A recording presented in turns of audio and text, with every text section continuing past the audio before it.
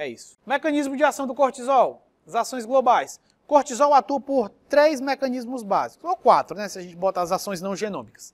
A primeira são as ações não genômicas, inibição da JNK, da Janus quinase, e ativação da enós. A enós é a isoforma endotelial da oxonítrico sintase. Transativação, ou seja, induz certos genes, e transrepressão, inibe outros genes.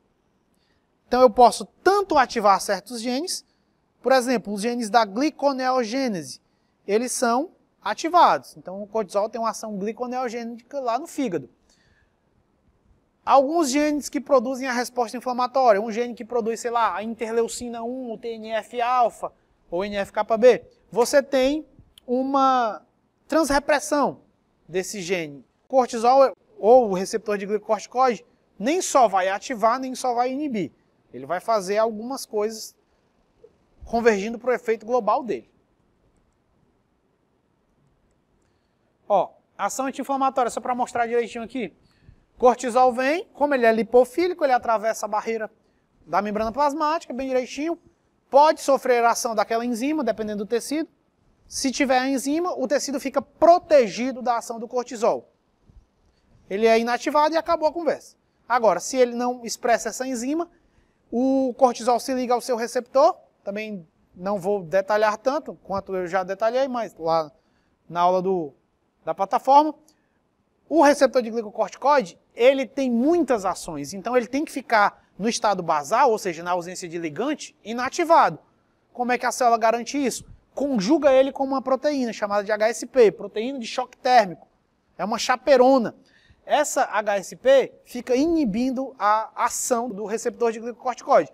Quando o cortisol vem e se liga no complexo HSP, receptor de glicocorticoide, o receptor se dissocia, se desliga da HSP e fica só o dímero cortisol e receptor de glicocorticoide.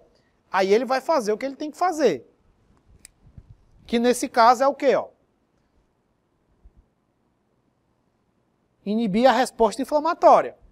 Aí ele vem e se liga lá nas regiões do NF-κB e vai, que é um gene que é responsável pela produção de várias citocinas, de várias interleucinas, de várias quimiocinas pró-inflamatórias e inibe esse gene. Então, quando um tecido é avariado ou algum outro agente anti-inflamatório, como o próprio TNF-alfa, chega no macrófago, chega em alguma célula imune e vai mandá-la ser ativada, não consegue. Por quê? Porque o gene do NF-κB está reprimido. Então o cortisol reprime a resposta inflamatória por reprimir a transcrição de genes pró-inflamatórios. É óbvio. Então, se eu não tenho RNA mensageiro dessas proteínas, eu não tenho essas proteínas. Aqui está mostrando, ó, alguns ativadores da inflamação. O próprio TNF-alfa, interleucina 1, a LPS, o lipopolissacarídeo e algumas proteínas virais, algumas partículas virais. Ou seja, eu tenho uma ação anti-inflamatória. Só que é aquilo que eu havia falado, se o cortisol ficar em excesso por muito tempo, acontece uma coisa interessante. O gene do NF-κB, as cópias dele serão aumentadas. Então eu vou ter bem mais cópias desse gene. É um mecanismo de proteção. Quando eu reprimo demais um gene, esse gene aumenta a quantidade de cópias. Quando eu bloqueio demais um receptor, esse receptor é mais expresso na membrana. Ou seja, toda ação tem uma reação contrária. Então essa célula que antes estava sofrendo a ação anti-inflamatória, depois de 1 mês, 2 meses, 3 meses, ela muda o seu fenótipo para um fenótipo pró-inflamatório. Porém, é uma inflamação baixa, o que a gente chama hoje de meta-inflamação. Não é uma inflamação, meu Deus, rubor, calor, dor, todos os sinais cardinais da inflamação. É uma meta-inflamação, é uma inflamação que a obesidade causa. Então, se eu anti-inflamar demais, eu inflamo de maneira baixa. Se eu inflamar demais, eu posso anti-inflamar. Só que o nosso corpo, ele tem algumas respostas que priorizam outras. a nossa compensação à anti-inflamação é maior do que a nossa compensação da pró-inflamação. É por isso que a nossa tendência sempre vai ser inflamar. Aí, ó, pela transativação, vai ativar certos genes anti-inflamatórios, MKP, interleucina 10, anexina. Todos esses são genes que promovem a produção de substâncias anti-inflamatórias. E KB é o inibidor do KB.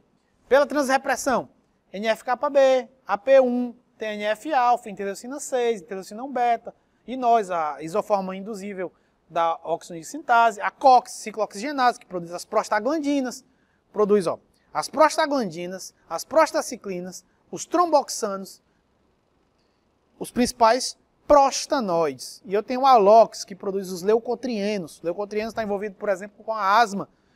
A COX está envolvido mais com a resposta inflamatória mesmo.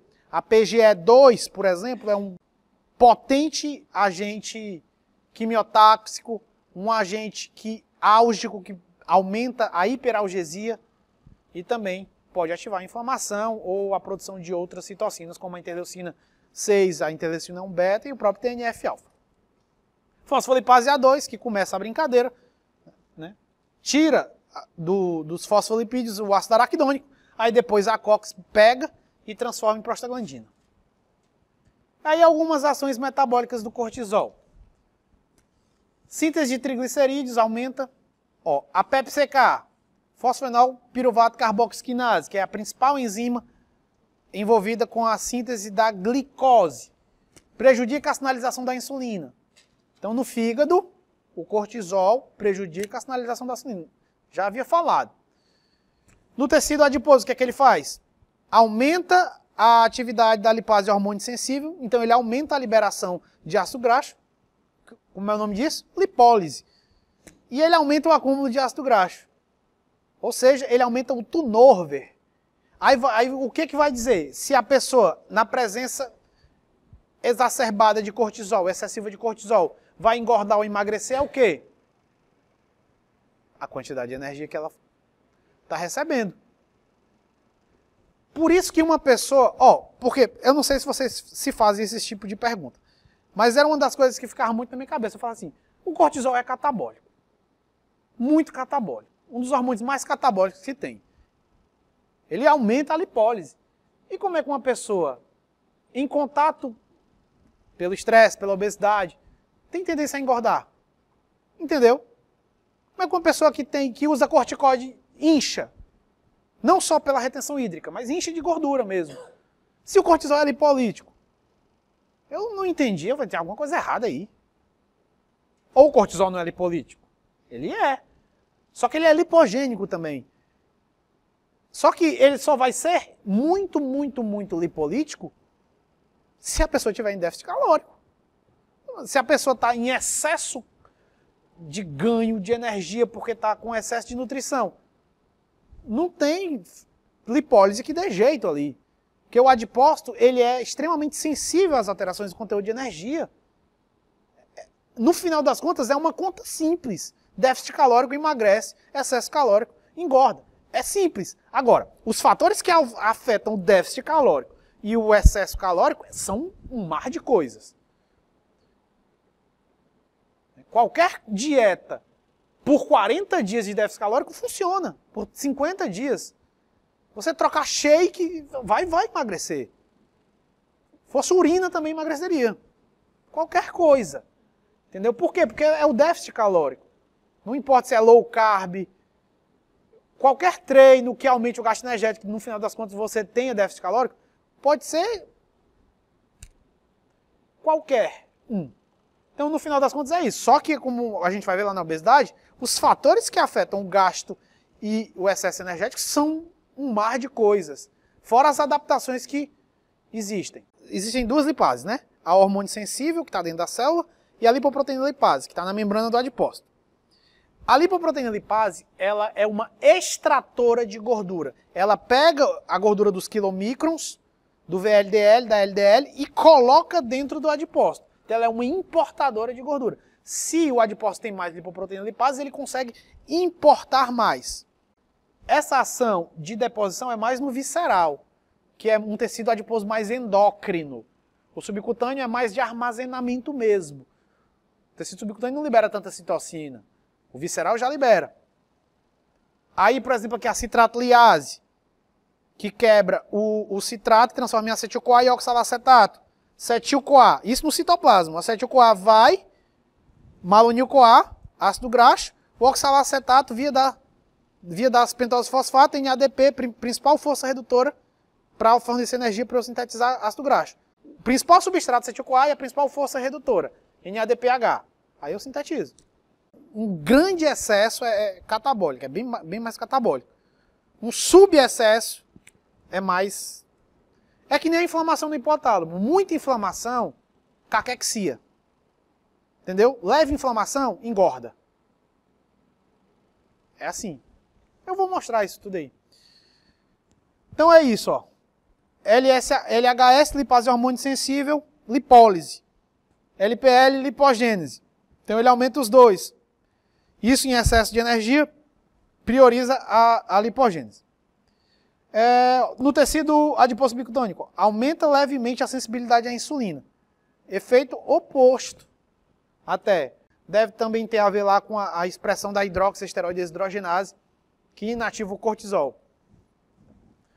No pâncreas, ó, diminui a secreção de insulina, pode diminuir, né? E pode aumentar a secreção de insulina, porém insuficiente para certos índices glicêmicos. Aumenta, mas ainda não um aumento como, por exemplo, um GLP-1 causa, uma liberação demasiada. No final das contas, o que é bem estabelecido é que ele altera a função das células beta. Ele pode diminuir ou aumentar, vai depender o quê? Da quantidade de cortisol e da cronicidade. Mas ele pode causar uma disfunção das células beta. No músculo, perda de massa, até porque ele vai ativar as vias catabólicas e pode levar ao acúmulo de gordura, porque ele também leva à resistência à insulina. Tudo que leva à resistência à insulina pode causar acúmulo de gordura ectópica. Então, tudo que tem resistência à insulina pode causar esteatose hepática e depósitos de gordura muscular. E aqui são os mecanismos, ó. Fosforilação induzida por insulina do receptor de insulina, o IRS. Também não vou perder tempo citando aqui, mas aqui são os mecanismos daquilo que eu falei, ó, no tecido adiposo. Ó. Aumenta a lipase lipoproteica, aumenta a lipase hormônio sensível, aumenta a lipase de trigliacilgliceróis, diminui a atividade da AMP quinase, a atividade da 11-beta hidroxiesteroide desidrogenase 1, e aí vai. Diminui a secreção de adiponectina. A adiponectina é muito boa, vou falar dela mais pra frente, e ela é a principal ativadora da AMP quinase, ativadora endógena. Fora o exercício, né? Só que o exercício não é endógeno, né? Você tem que fazer. Infelizmente, né? Ou felizmente. A adiponectina não. Dependendo do tecido adiposo, se está funcional ou não, ela é secretada e ela mesmo regula a sensibilidade à insulina. Ela é o principal agente endógeno, depois do GLP, que regula a sensibilidade à insulina, a adiponectina. Pensou em sensibilidade à insulina, pensou em adiponectina e GLP-1. GLP-1 vindo do intestino e adiponectina do tecido adiposo. Então, o tecido adiposo e o intestino convergindo para o músculo e o próprio tecido adiposo ficarem sensíveis à insulina. Metabolismo dos carboidratos. Resposta muito parecida com o GH.